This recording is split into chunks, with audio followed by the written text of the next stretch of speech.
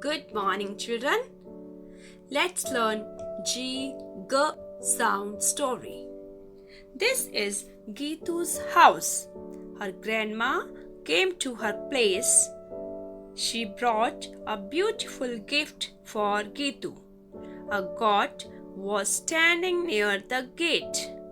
There was a goose and a goldfish. Geetu was sitting in her garden.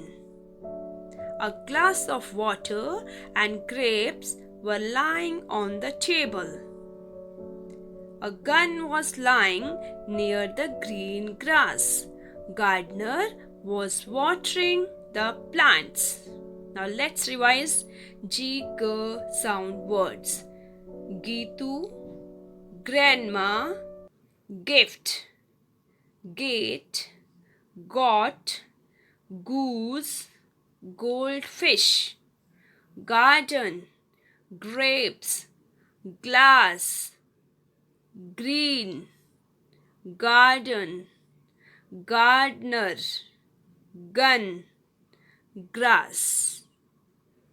Thank you.